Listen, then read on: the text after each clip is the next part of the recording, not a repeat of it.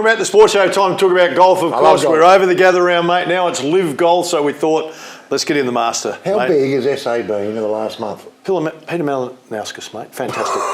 Fantastic. It's amazing, isn't it? You know, no, anyway, we'll talk about him later on. Our next guest, spot. Gary Simpson, of course, golf pro down there at Grange. Pretty impressive record. Yeah, They're bringing in the big guns for LIV, aren't they? I'll tell you now, my lad plays, as you know. Yep. He says this guy is one of the best ball strikers that he's seen. That's a big call, given that he's seen me play. Yeah, 16-year touring professional, so I think his record's just a smidge better than yours. And he's got a list in the amateur, mate, that he's just about won everything at every stage. Joins us now. Gary, how are you, mate? Good, tremendous. Mate, appreciate your time, mate. Let's talk a little bit about the lead-in to LIV Golf. We know it's on, it's massive. What's the lead-in been like at the Grange Golf Club? Oh, hectic. We've had tradies in there for probably 6 weeks. And when I was down there yesterday, they were still putting things together. So it's beyond the scale that I've ever seen before. It's like having a major tournament, like an actual major. So we've probably had, I don't know, maybe 100 tradies there over the last 6 weeks putting things up. Wow. So, mate, you've been on the circuit, 16 years as a pro. You've seen most of it. Have you seen anything like what Greg Norman's put together with the calibre of this? Nothing. It is... It's next level? Yeah, it is. I haven't been to any like US Opens or Masters or anything. I can only imagine it's that same scale. Just sheer, it's a construction zone. That's all I can say. Take us back to when you first learned that this is going to happen in our state. Yeah, we had an inkling probably about November that we actually got it, but it was a bit hush-hush and we couldn't release anything until later in the new year, basically. Yeah. And Norman was there. He popped in a couple of times, and it's probably... It was almost a given that it was going to be there because I don't think he travelled too many other places around Australia to have a look at any other sites. Yeah. So it was pretty much a lock straight away. Yeah. But obviously we had to keep it under wraps. And it's been amazing. Like just to see everything that's gone on. What did we hear? 80,000 tickets or something were sold. Well, that's what we heard. I think a couple of weeks ago. I think and they had to open up Pro-Am Day. Yeah. As well, so to get more demand was so huge. And our weather's looking okay. Amazing. Have you mentioned to Gaz the only reason you got him in was to ask him for a couple of tickets to get to? No, of course we did. Can I just take you back a second? You know, sometimes, when you love the sport like you have, you hear Greg Norman's coming to town, LIV Golf's coming.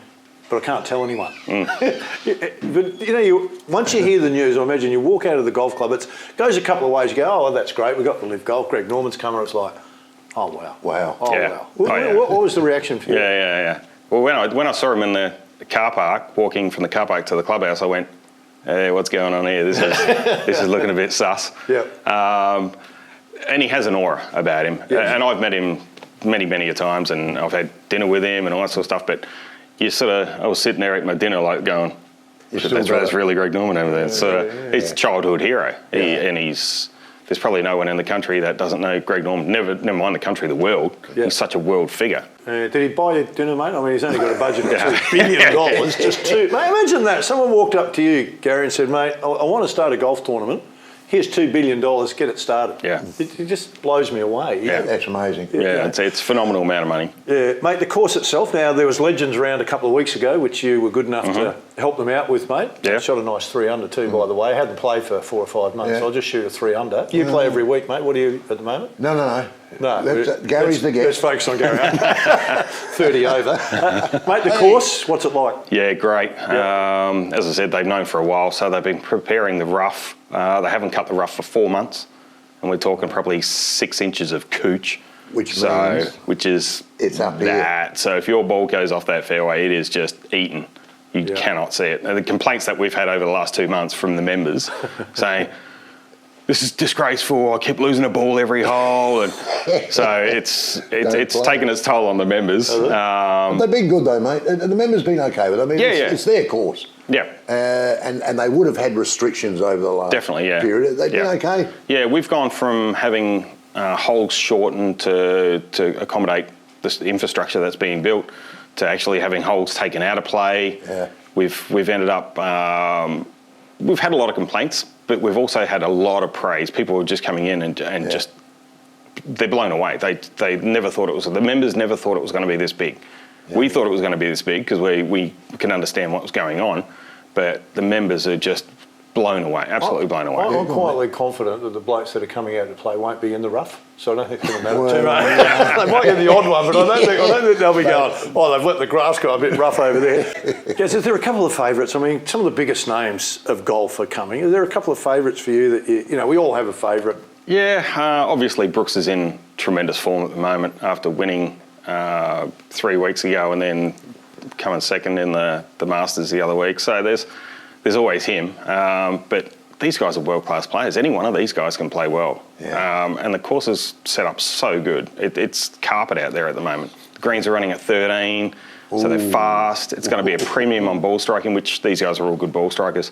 I was on the range yesterday and I was just walking through a couple of the guys and having a look and listening to the sound of the way they were hitting it. And I can't recall the actual sound being like this going back when I was playing on tour. The clubhead speed of these guys now are phenomenal. They're just absolutely, it's so distinctive. It's like a ball coming off a cricket bat now. You can hear that real compression. Yeah.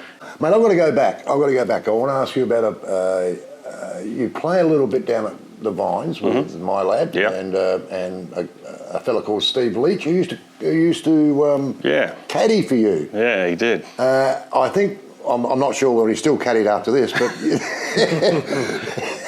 look, he's a good fella.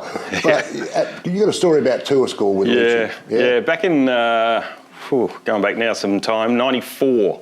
I was playing in America and I won a tournament over there as an amateur and came back and played golf in Australia and won a few things. I was leading amateur in the Aussie Open and the Greg Norman International and ran 5th or something in the Vic Open. I had a stellar year and I was named Australian Amateur of the Year. And at the end of that year, I went to qualifying school, which I actually applied to get an exemption because I'd played so well into the pro ranks. And they knocked me back and I drove to Melbourne playing at Spring Valley Golf Club and I had my mate Leachy there who was coming over to caddy for me and we ended up playing a couple of practice rounds at Spring Valley and everything was going great. It felt great. It was almost a no-brainer. I had deals lined up. I had contracts ready to go when I turned pro. And the day before the tournament, I ended up taking the clubs out of the car and giving them a good clean up and nervous energy the next day, jumped in the car, drove to the golf course, got to the driveway and just went white as a ghost. And I went, did you pack the clubs? And he's going, no, I thought you had them. And I went, so I rang the guy, and luckily I had about an hour before my tee time. So I rang the guy I was staying with in Paran, just outside of the city, and he said, no problems, I'll meet you halfway. And it happened to be like Chadstone Shopping Centre. And so I jumped in this car and drove back to Chadstone, and I was going back into the city with all the flow of the traffic, so it took a little bit of time. Got my clubs, drove straight back to Spring Valley, drove in the golf club. I think I pulled a handbrake here on the way in, jumped out of the car, and the guys that I was playing with were halfway down the first hole. And the guy at the time who was the head official looked at me and said, sorry, mate, you've missed your tee time. And I'm like, well, they're just there. Give me a 2-shot penalty. And he went, sorry, mate, you're disqualified. Rules. So I was like, shit, what do? I've got nothing. I've literally just lost all my golfing avenue for the next 12 months. I had no idea what I was going to do. So, yeah, my mate Leachy, he was good, yeah. Mate, on that note, we'll wrap it up. I will say I played golf with him a couple of weeks ago. It was his 50th birthday. We were in a golf cart having a few beers. Played the front nine. He's having a great score. He's a couple over par. He plays off like 7. Gets on the 10th hole at the Vines. Holes out. 50th birthday, hole in one. Fantastic. So it was great to share. And he bought the clubs. Gary, appreciate your time, mate. No, you're really busy. Good luck this weekend. It'll be massive for the Grange Golf Club. It's going to be great. Get on your TV if you haven't got a ticket because you can't get one now. It'll be too difficult. So LIV Golf, it will be magnificent this weekend. Stay with us. Still, a bit more to come.